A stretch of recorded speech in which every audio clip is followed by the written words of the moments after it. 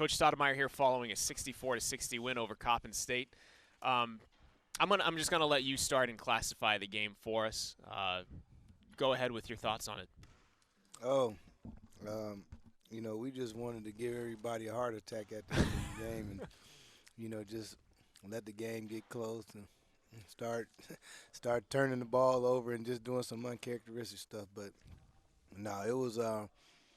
I knew it was going to be a funky game. I mean, yet and still, we controlled the game, and we didn't do our job down the stretch. I thought that in the second half we didn't come out with any juice. The first half we played great. I mean, since I've been here, I thought that was our best half of defense against a team that puts up the threes the way they do.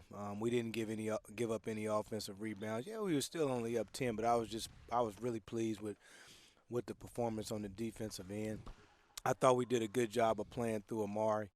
Then what happened in the second half, and as a coach, sometimes I'm gonna put it on me.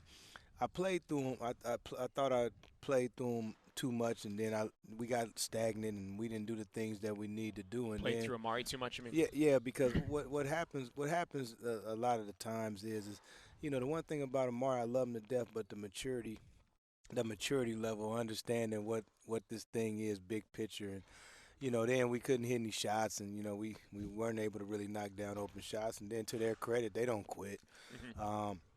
And Clayton got going. I thought he was the one that kind of was the catalyst for them, and we didn't do a good job on him. And then they got some other guys that knocked down some shots, and it became a tough game. But the one thing about it is, with all that being said, we had 19 turnovers. We shot way too many threes. Yeah.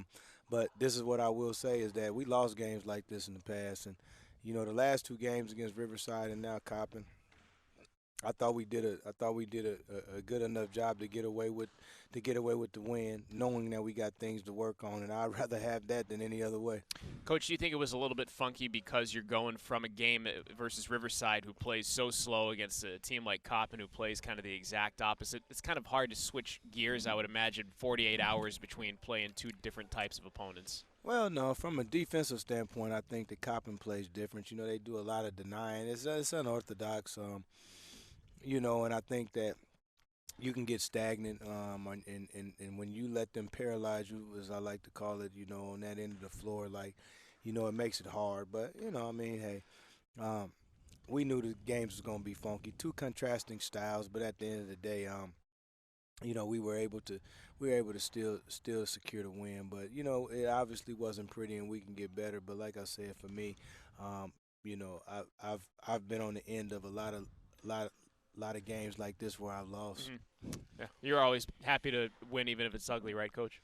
Well, you are, but the problems don't go away. If you win, so you have to figure out how to solve those situations so you don't get involved with them. But obviously, at the end of games, like the other night against Riverside, they pressed a couple times and got some turnovers, and tonight made some turnovers again. So they're going to have to calm down and be able to get the ball in bounds and take your time and get the ball. Because here's what I always say.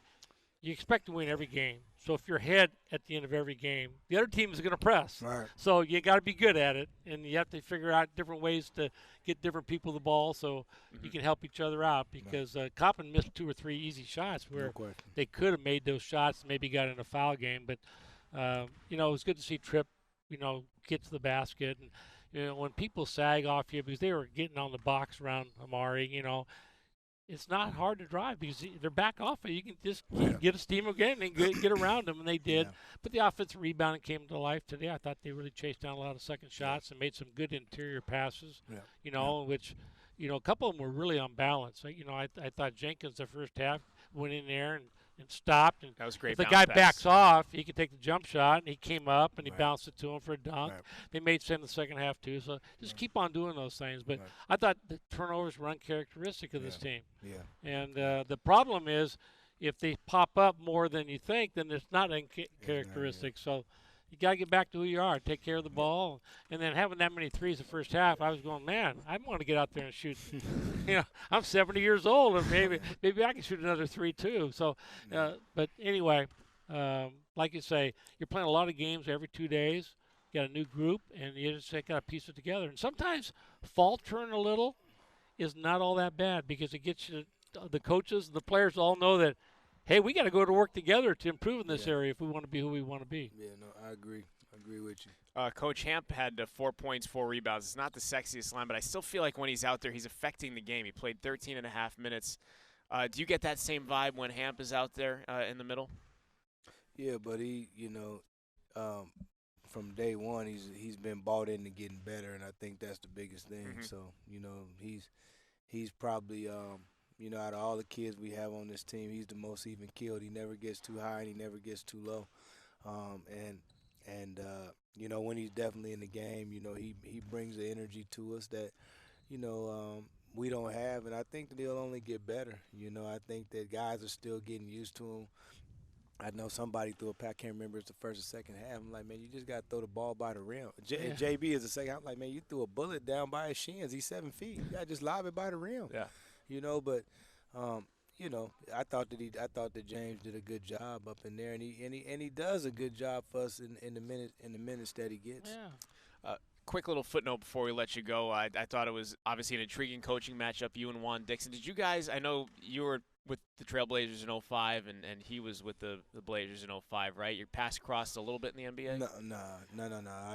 I left. I was a free agent, so that was my last year. Was 04, 05. He was 05, 06. I was in Memphis. Okay. So I had left in free agency. Okay, so you guys didn't play together in the NBA at all. No. But what was it like going up against a guy that was a contemporary with you in the NBA? You know what? I needed a win tonight.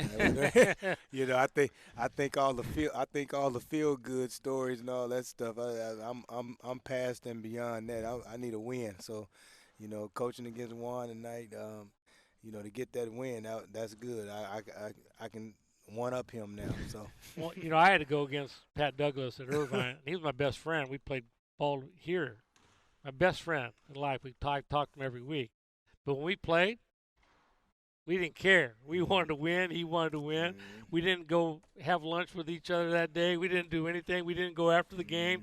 We'd go call. The loser had to call the next day, and then we'd get back after it. But, I mean, hey, it's about winning, Yeah, for sure, man. That's what it's about. Coach, I'm glad you got it today. All right. Thanks for stopping by. Thanks. Appreciate it. Coach Stoudamire, always kind enough to join us on Pacific Courtside Live following a 64-60 win for the Tigers over Coppin State.